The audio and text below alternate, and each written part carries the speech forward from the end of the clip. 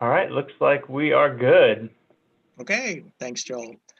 Good evening, commissioners. Welcome to the November 3rd, 2020 City of Branson Planning and Zoning Commission meeting.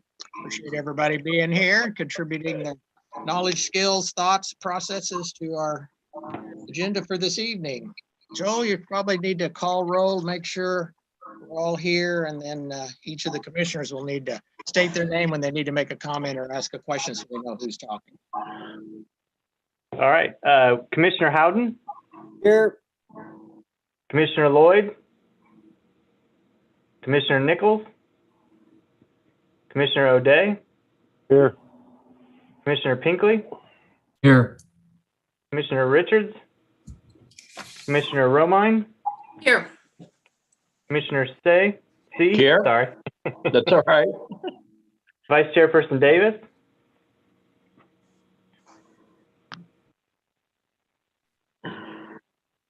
Need you to unmute. I was muted. Here. There we go. And then Chairperson Harris. Present. Chairperson Harris, we have 7, so we have a quorum tonight. Okay, thank you, Joel. Thank you, commissioners. Oftentimes we have time for public comments from people who maybe need to ask a question or ask something about something not on the agenda, but that's a little tricky to do. But of course, anybody watching or listening is certainly welcome to access us through the website, bransonco.gov/public comment. Always happy for those, and you can always contact Joel at the planning department.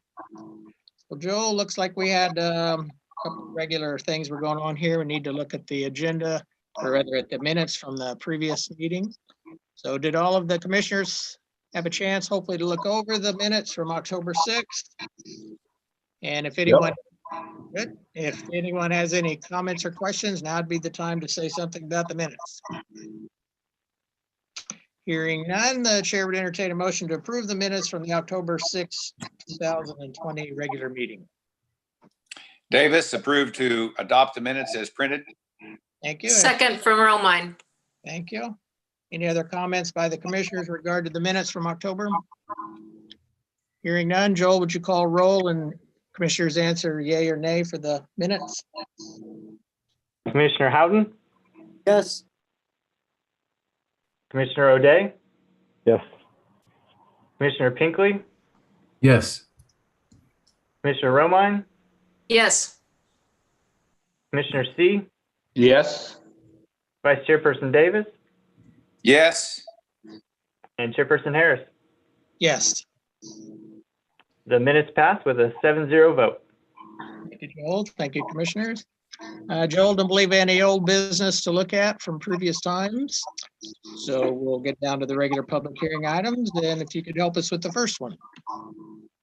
Yes, that item is a request to amend a special use permit, Resolution SU 20-3, to allow a helicopter tour business to operate within the property located at 3309 West 76 Country Boulevard, Branson, Missouri. Our applicant this evening for this request is Branson Helicopters LLC. They do lease this property from the Track LLC. The current zoning of the property is entertainment. And again, their request is to amend the special use permit that they have to operate a helicopter tour business on this property. Here's just a screenshot image of the property. It is the helicopter property as it's known, just east of the Ferris wheel that you can see here in the image. Vicinity Maps now to show you kind of more detail of what we're talking about, or the property that is that we're talking about. It's outlined in red here on the screen on the north side of 76 Country Boulevard, just west of Gretna Road. Now showing the zoning with the subject property being entertainment, adjacent to other properties also zoned entertainment with some community commercial nearby and a couple of planned developments as well. We've included the existing land use to show the patchwork of different uses in this area. Obviously, we have a lot of entertainment uses along 76 Country Boulevard, as well as commercial uses. There's lodging and office uses nearby, and you can see some residential areas off to the south and east as well. Then our orthometric images, if we need them during the discussion, we always like to have those available for everybody. And then getting into the details of the request. You may remember, it wasn't that long ago, earlier this year in May, that the same applicant came before you amending some other portions of their special use permit. This is an operator that has taken over this property this year, and so we made several modifications to their special use permit back in May. However, as the season evolved and now we're getting into shorter days of shorter daylight, that is, they specifically now would like condition number 5 on their special use permit to be amended. That condition pertains to hours of operation. The reason for the request is to provide them with greater flexibility and to really drop the seasonality of the hours. If you looked at the resolution that was approved back in May, it talked about different months of the year having different hours, and that was related more to the tourists in town and a lot about hotel rooms in the adjacent areas and what distraction and noise those helicopters may be for that. So what they're asking to change that to is to now allow their flights year-round to operate until 10 o'clock p.m., whereas before they were only allowed to operate until dusk. And obviously dusk is different times throughout the year. So again, they want to go with a very more simplified approach, simple approach of just having 10 o'clock be the limit throughout the year.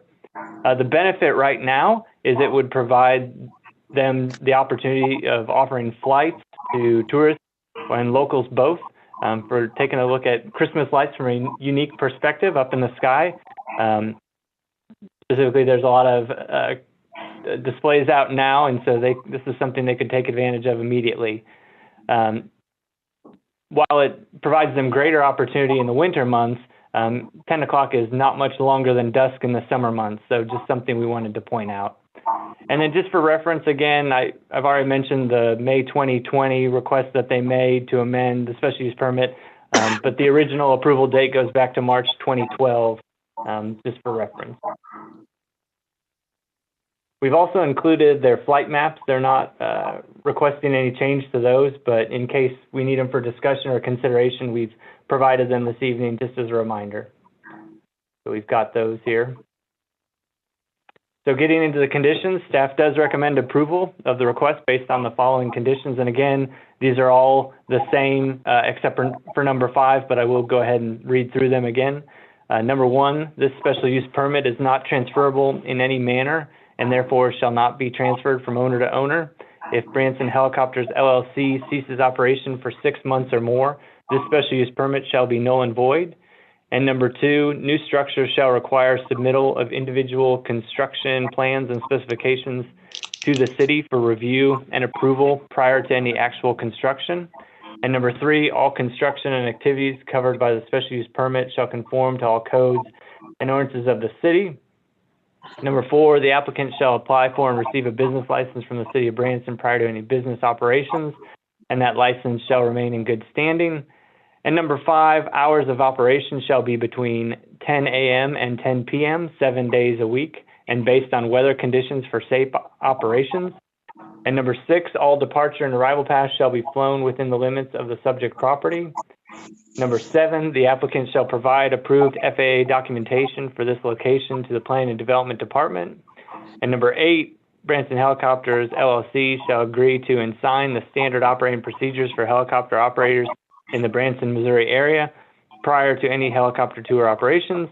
And number 9, if all conditions of this resolution authorizing the issuance of this special use permit are not acted upon or before January 1st, 2022, this special use permit shall be null and void. Happy to answer any questions. Thank you, Joel. I guess I'll start with one question. Joel, will they have to change any of the site lighting since they'll be landing and leaving during the nighttime? Do they have to change any of that according to safety or whatever? We're not aware of any necessary modifications, but I'm sure the applicant would happy to provide more detail. Okay, good. Yeah. Hi, guys. This is Cameron. How are you doing this evening? Good, Cameron. Thank you for joining us. We actually have lighting on the side of our building that will be turned on. And earlier this year, we added lighting to the landing pad itself, has LED lighting on it. So I think from a safety perspective, we've done our part to add some lighting to that so that we can conduct operations, in the evening. Good, perfect. Thank you. Any of the commissioners have a question for Cameron or for Joel? Alderman C here. Yes. Cameron, has there been any pushback or any of the other commissioners have any thoughts from outside people? I'm not sure if I completely understand that question. Well, I mean, if anybody has posed any objection or anything to extending these hours. We honestly, when we took over the business this year, we worked with Chopper Charters down the road to identify any local areas that were completely restricted for no-fly zones. And from what I've heard, and this is coming from Craig and some other folks, that we have greatly reduced any phone calls on noise complaints and things like that in the Branson area. Our main goal is to provide helicopter tours, but in a safe manner, and to make sure that we're good neighbors and we're not bothering anybody. That's my number one priority, is those things. So I don't know of anybody that's objecting to us operating until 10 p.m.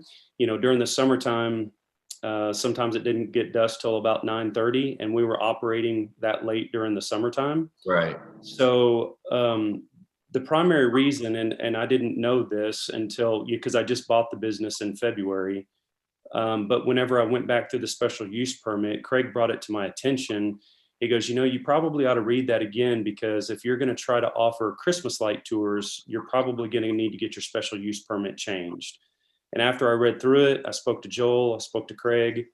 That's why we're coming in front of the commission again, is just because we can't operate past almost 5:30 now, so we wouldn't be able to offer Christmas light tours. And we would definitely love to do that. So last question, if approved, how quick will this turn around, Clark or Joel? Well, with special use permits, it's your all's decision to make. So it becomes effective as soon as the decision is made. Gotcha. I think it'll be quite the thrill for the ice skaters out there. You'll be, I think, landing right over those. Well, and so that's new this year too, right? The ice skating rink is right next to us. Craig and, the wonderful people at the track have put an ice skating rink out there. And I think it will just add to the element of what they're trying to create. And, Craig and I talk on a regular basis, and, we've got additional plans for that property to enhance it later on in the future. And we're really excited about that. Well, and just a side note, and then I'll shut up. I operate a fireworks tent on that very spot there during July. So I've never seen so many people grab their cameras when that was coming in, especially when it would have to come over Ripley's. I guess it was a wind thing. It'd have to land differently. So I think it'll add an attraction. Joel, did you have any emails or calls about the item? Yeah, so we always send out our notification as required by statute, and we did actually hear from a representative of the Myers Hotels. Obviously, they have a couple of properties in the vicinity, just inquiring what the request was, because we can't provide too much detail with the notification. And so we spoke with them that they're trying to extend the hours till 10 p.m. year round, and they did not have any issue with that. Good. That's great news. Yeah. Any of the other commissioners have a question either for Cameron or Joel, or comments? Commissioner Davis, question for you, Cameron. I live along Lake Tinicomo down just between the 65 bridge, just upstream from that, between that and Lakeside Forest. You're going to do the flights in the summertime, don't seem to be a problem to the neighborhood, but we're in one of your flight patterns. Will the Christmas light tours be going along Lake Tinicomo, I guess is my question, for those of us that live over here? I'm not asking to modify many of the routes. I think what we would probably do is try to stay closer to where the lights would be. So that would be closer to, the strip, the landing. There's a lot of areas around there at night that just you can't see anything. It's pretty much pitch black dark. So, it would the flights would primarily stay closer to where the lights would be, if that makes sense, I guess. Yeah, I would imagine that would reduce any concern for in the winter.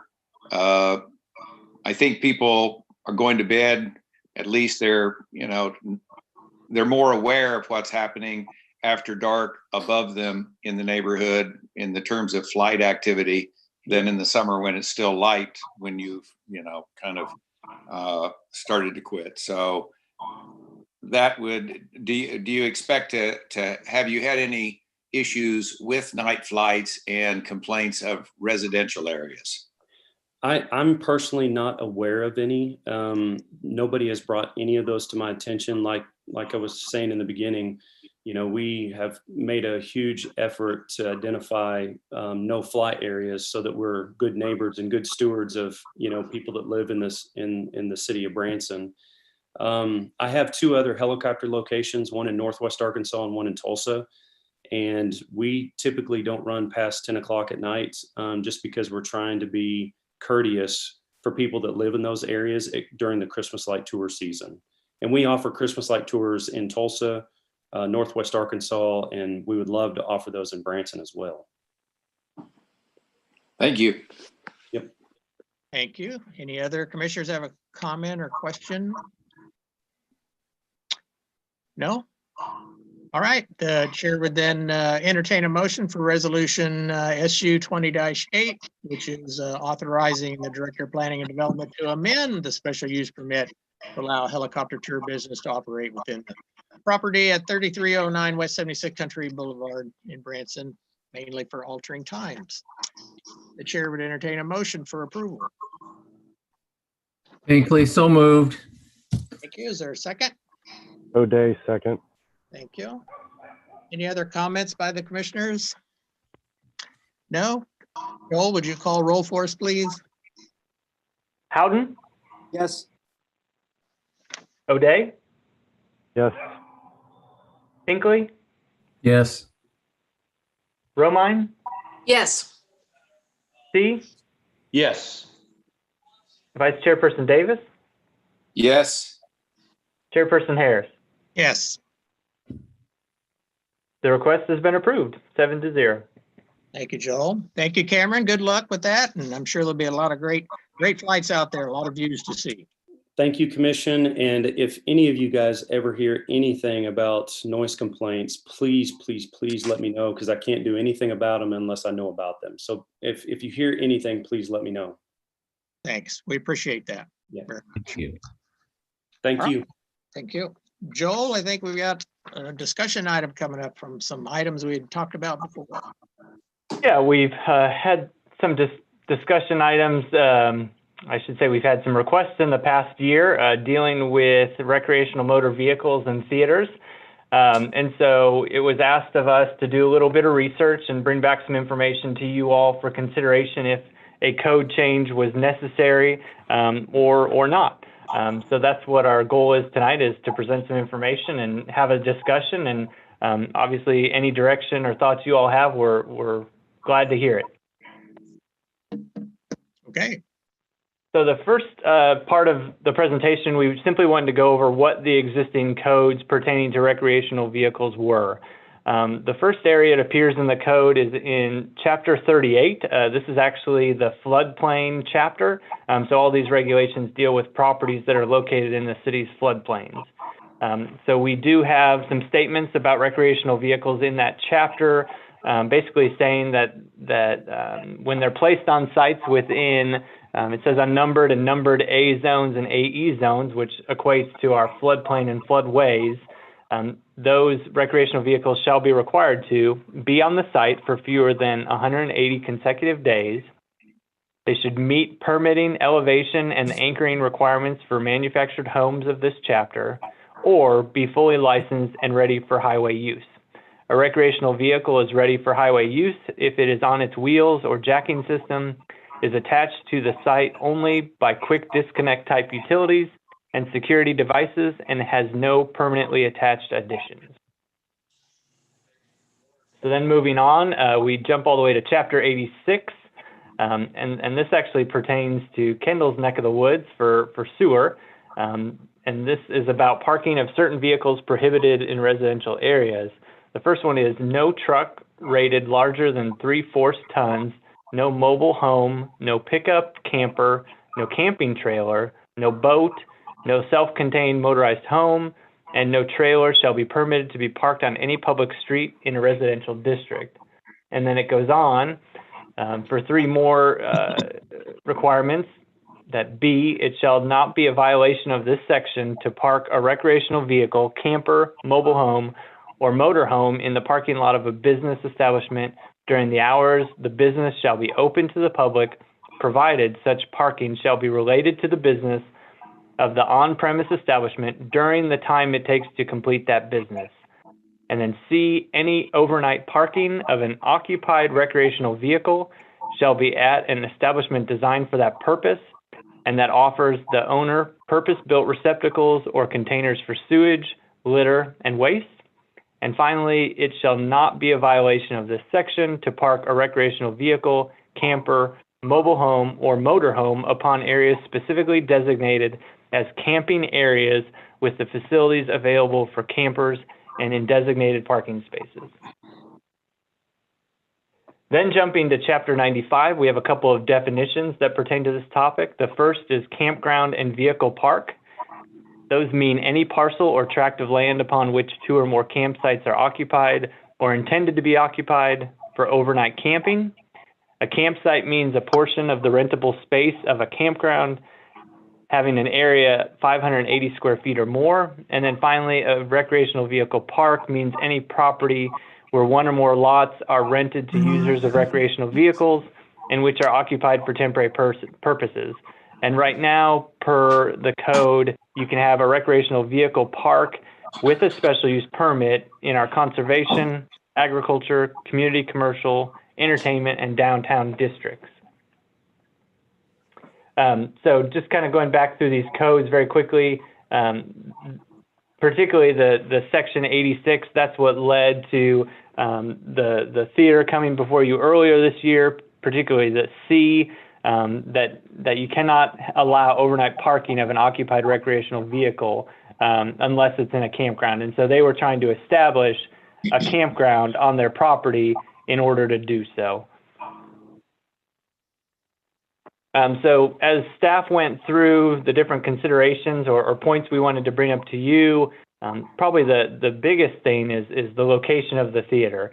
There are several districts where theaters are allowed in town, so whether or not simply having a theater is a requirement to allow a recreational vehicle, or if it has to be a theater within a specific zoning district, something to consider.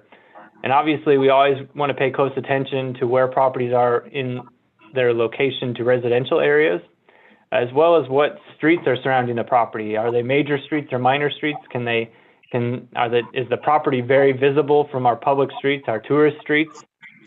Then jumping into the location of the actual use within the property. In other words, where should recreational vehicles or the like be allowed? Should it be based on visibility? In other words, should it be to the rear of the property, behind the building? How is the access to the property? Will it be blocked? Will it be impacted by where the location is? And do they have utility hookups? As the codes pointed out, right now, if you have a recreational vehicle, the only place where they're allowed is where utility hookups are, and that's in campgrounds and recreational vehicle parks. Also, should we look at the size of the property that the theater sits on? The one that you all gave consideration earlier in the year was probably one of the larger properties that has a theater.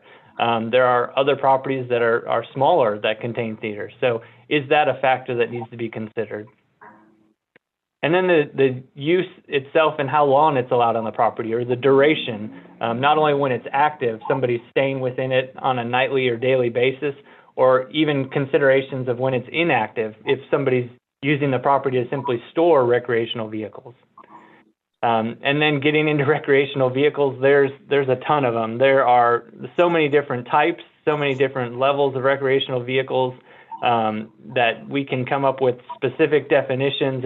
If there's a size that you feel is appropriate, or a minimum size that we need to put in place based on the use and where we want to go with things.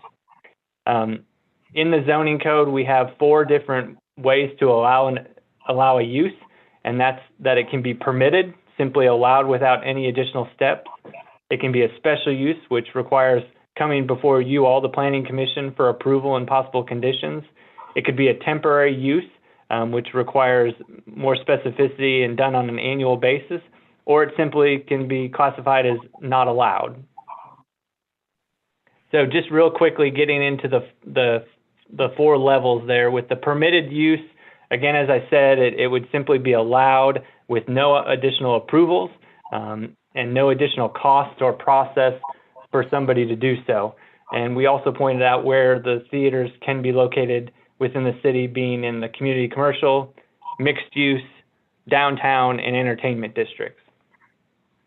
Then moving on to special use, as I said, it would be something that would have to come to you all for approval, which would require an applicant or a property owner to make a request, which does cost $1,014 at the moment. The benefit of doing a special use permit before the Planning Commission is you can set site-specific conditions that can be combined with your approval to establish that use on the property, or, you know, if you feel that there aren't necessary conditions that have to be put in place, it could simply just come as an approval. And then finally, with the temporary use, this would be a process that would be approved by the planning staff. It would require the applicant to make an annual request. That would be $50 at the moment. And you can place limits on the occurrences of years. That's the benefit of the temporary use. So you can set number of days or intervals that the use can take place on the property, but then it would not require that to come before you all. So there's a little bit additional scrutiny from just a permitted use, but not near to the level of a special use permit. So that being said, that was kind of the big overview. There was a lot to chew on, a lot to think about, but the one thing we wanted to convey is definitely there are some concerns, and we believe there was a lot of thought put into the code as it exists today in requiring recreational vehicles to be in areas that have the utilities and have the infrastructure to support that use, as opposed to a theater. And in looking at other cities, it's just really not a use that's out there. You don't see it regulated very much by cities. Instead, what we found was a lot of discussion, a lot of requirements about parking in a business's parking lot overnight. If somebody's driving cross country in a recreational vehicle or a bus, that they're allowed to park in a parking lot, but no more than 12 hours. That was a pretty common time frame. So it's a very short duration type of use, whereas we felt the direction that you all were inquiring about was more, on a week by week or possibly month by month basis, or even longer. So there's not a lot of great examples out there, which is why we just presented a lot of the thoughts and concerns that we had, and welcome your direction and discussion. Thank you, Joel. As the commissioners remember, we dealt with a lot of these issues in regard to the previous item, which dealt with quite a few individuals in what was, I believe it was 2 different separate sleeping bed type RVs. And so I guess my 2 main concerns, Joel, as we met with all of that before, was one, the total number of people that were being housed in that type of condition. And then also the inability to have, inability to have water or sewer hookups, and we're just literally running into the building across a little distance there to use those types of facilities. And I just thought that was just not really appropriate, I didn't think, for what we would want to have in a parking lot behind a theater or close to a theater. So those were my main concerns with that. I'm sure the other commissioners probably had concerns with that. I appreciate you having Joe put the options out there for that. And we want to make it, something that does encourage people to be able to succeed in their business enterprises, but yet also maintain a good quality of life for those individuals that are working, and for our community with safeguarding our environment with sewage and making sure those things are available. So anyway, we'll let some of the other commissioners have a say. Anyone wish to make a comment or ask a question? Chairperson Harris, Yes. Marshall Howden here. Yes, Marshall. All right. Well, I think I'm of two minds a bit on this. The first thing I think is that when we looked at the specific item of the, my grandpa's old theater, that was a specific unique area where I thought a lot of the things added up to where we could actually make that happen. The fact that the parking lot was somewhat secluded back there. So I actually thought that type of situation, more than any of the others, would be a good opportunity. I don't hear Commissioner Nichols on this call tonight. I did speak to him today because I did know that he was one of the ones that really brought this up. And one of his main concerns when we started to discuss this is, guys, this already happens. They stay in their tour buses in their parking lots. And so I think that was one of his main concerns, was bringing all of them up to code. And so I guess ultimately where I fall on it is leaving us as the planning commission with as many options as possible to move forward and assess on a case-by-case basis, not to arbitrarily pick winners and losers, but so that we can assess those different concerns, the zoning district, the adjacency, things like that, I think would be our best bet moving forward. So Marshall, then if I understand you were kind of thinking that you and perhaps Bob also were looking at using the special use permit as an item to evaluate the appropriateness of that. Yeah, and certainly just making sure that we are all up to code, because if these things are taking place in our town, we want that to be corrected. So. Okay, good. Thank you. Any other commissioner? Alderman C, I'll jump in here. That was going to be the first thing I was going to say, that what Commissioner Howden said, that and Marshall, I don't know, but did Neil McCoy have a bus? What was it, last night at Clay Cooper's? Yeah, my granddaddy never even changed inside the theater. He would do it on his bus. He'd sleep on there. Exactly. Yeah. And I know Gilly used to have his one or two out there most of the time behind his theater. So obviously you see that need. Funny thing, let's go back to fireworks tents. What do we do about that, Joel? I just used to roll my motorhome out there and park it. Yeah, no, we wrote that in as part of the temporary use for seasonal sales, which include fireworks, that Okay. There is a provision that does allow recreational vehicles when they're providing security for seasonal sales. So that is allowed. And that just shows how we can craft code for specific situations as opposed to just allowing it. Just one point I'd like to bring up that I'm hearing in the discussion is we also have the opportunity to create our own definitions. We can have a definition for recreational vehicles, and we can also have a definition for tour buses. And if the Planning Commission believes that having tour buses on a property is different than having recreational vehicles on a property, that's something for consideration because, as the chairman pointed out, we weren't even really talking about recreational vehicles with the previous applicant. They were actually sleeping dorms. Yeah. So we can craft definitions to match what you all's vision is or intent is for trying to, as you're saying, allow what's already happening. Gotcha. Yeah. So my three thoughts were the entertainer coaches and, crew buses on where they're here for 2 or 3 nights and doing an engagement and hit the road. The fireworks tents, and then, your overnights in Walmart's, super centers. I don't know, some of them are getting away from that too, but usually it's never more than just an overnighter.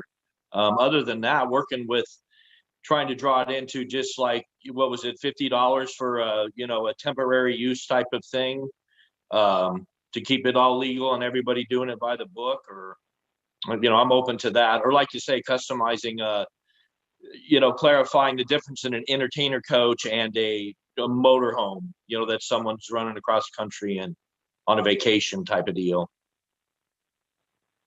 Okay, good. Thank you. Anybody else? Yeah, Chairperson Harris, Yes. one final thing. Sure. I think if we can handle that tour bus issue and we could pick that out specifically, that would fix a lot of the problems that we're talking about. Definitely. Okay. So basically kind of looking at defining some of these vehicles more specifically to craft them for what we know would probably work. 40 plus. Yeah. 40 foot plus. Okay. Anyone else, or Joel, any more comments there?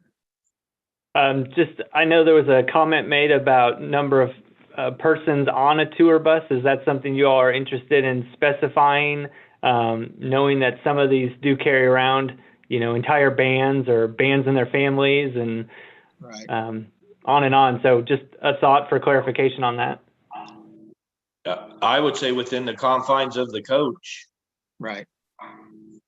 They're more self-contained. They have restrooms, they have eating facilities. Yeah, they're set up to dry camp, basically.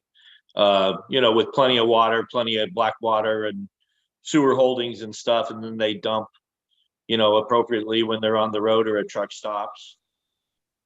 So yeah, they can sit there for, the fewer people. And as I know from the tour bus stuff too, is it's a no. You don't use the onboard toilets.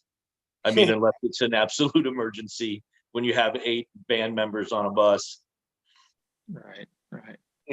Yeah, that of course would make a difference on how often they'd have to go and use a dump facility to campground, Right. something like that. So yeah, the occupancy load, I'm sure those vehicles actually have something called an occupancy load or whatever with them. They sell them with knowing that, it'll sleep 6 or it'll sleep 8, whatever Right. it would be. We would want to maintain that rule is followed, Joel, I would think. And then the total number of days that they're there. If it's technically one of the tour buses where they're coming in for a week's worth of shows or whatever, would be different than having somebody who's going to stay there for the whole season. Right. And one thought, I know the mansion has them there quite a bit, but they're doing recording, which is a longer duration of time. Sure. So they'll run those in that backstage area and they'll be in there recording, could be for a week, 2 weeks. I know Marshall might know more about that.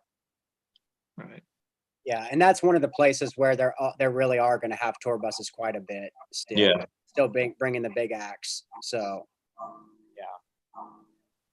Well, it looks like, Joel, maybe we should have you and your staff spend a little time on definitions, more specifics on the type of vehicle, the number of nights according to what's going on, and then maybe try to get it where it'll perhaps be crafted under the temporary use that you would issue through your department if all the rules are made at a lesser price than the standard special use permit fee. Okay, we're glad to take a crack at that, and we'll bring it back for your all's consideration, and we can go from there. Sure. Yeah. Chairperson Let's Harris, just I had be a quick accommodating. question. Go ahead. Was that Commissioner Pinkley? Yes, just I had a quick comment for Joel. Joel, would it be possible for you to possibly seek out from some of our peer destinations their best practices? Sure. Like I said, we jumped into that. Jake spent some time trying to dig out some code in some different markets and see what he could find, and he just wasn't finding anything. But we'll keep digging. We'll see if we can find some stuff and make some phone calls if we have to ask the question. Okay, thank you. Let's see. Did someone else have a question or comment? Commissioner Davis, Yes. Joel, I'd be curious. I've heard the guys mention the Mansion Theater, and of course we've talked about the former Mel Tillis Theater previously, but I'd be curious if you have done a poll of some of the theaters known to bring acts in and have tour buses. And I might comment, tour bus may have a mixed impression in people's mind in town. A tour bus may carry a whole bunch of old people like me. So there may need to be the right, I guess, description of the buses we're talking about. I'm assuming those are buses that house entertainers, bands, and supporting staff and equipment. But I wondered if it would be possible for you guys to give us maybe a local survey of need and awareness of this being an issue that we're talking about, and find out from the people at the mansion and other theaters in town where 1 to 14-day stays of groups or acts come in and do this sort of activity, dry camp, as Alderman C mentions, on their parking lots. Yeah, no, that's a great idea. We'd be happy to pull together a survey and reach out to the theater league and theater owners and take a poll and see what the desires are and what is actually occurring to get a better sense of that. And to your other point, we did notice motor coach was more often used when talking about a 40 or 50 person bus, as opposed to like a tour bus being, I think, what you all are talking about. Right. But again, our definitions, we can refine that to make sure we're all talking about the same thing, and there's no question in that. Right. Yeah, and Joel, just to jump in, there's a huge distinction between a entertainer coach and a tour that's bringing people here from Iowa to go to Silver Dollar City on the buses. It's a cottage industry. I know Hemp Hill buses in Nashville, all these buses are parked. They're dying just like everybody else because of the concert industry and stuff. And I mean, they're hurting just like all the bus operators, but there's definitely a distinction between that type of coach. It's easy to single it out. Sure. Yep. Good. Well, Joel, looks like you have some tasks ahead of you for definitions and numbers and et cetera, et cetera. So I think if you could maybe get some of that, perhaps, I don't know whether you could have time to get it between now and December, but maybe by January, we could take a look at it again, depending on how the schedule works out, if we have a meeting in January or not. But that's good. Any other commissioners in regard to that discussion? I would just make sure, Joel, if you wouldn't mind, this is Pinkley, would you mind to also include travel trailers? Because that was, I think, what the last request was tied to. Right. Sure. Good. Thank you, Commissioner Pinkley. Thank you. Anyone else? Okay. Joel, did you have any other particular comments then for this evening for the commission, upcoming events, et cetera, et cetera? Not particularly. Great feedback. Appreciate that. We do have, it looks like, 2 items slated for the December meeting, rezoning a planned development to mixed use, and then we also have a special use permit for an accessory structure. So we will definitely be looking forward to that meeting, and we'll get working on this topic. Okay. Thank you, Joel. Any of the commissioners at this time wish to make a comment or ask a question not related to what we've just been discussing, or perhaps related to what we've discussed? This is Commissioner Pinkley. I was going to ask if Commissioner O'Day has anything he wants to update this commission with. Well, let's see. We're getting close. We're hoping for end of this month. We're hoping prior to the Thanksgiving holiday, but no guarantee on that. And if this wasn't on YouTube Live, I'd probably give you more information. He puts you on the spot. But we're getting close. It's looking really, really good inside. We're getting really excited, and I think there's actually a few hundred animals maybe swimming inside the tanks right now. So outstanding. Thank you for that update. You bet. Thank you. Anyone else? No? Hearing none, then the chairman would entertain a motion for adjournment for this evening. So moved. Okay. Okay. Second. Second. Romine. Thank you. Joel, would you take a roll real quick for the adjournment motion? Howden? Yes.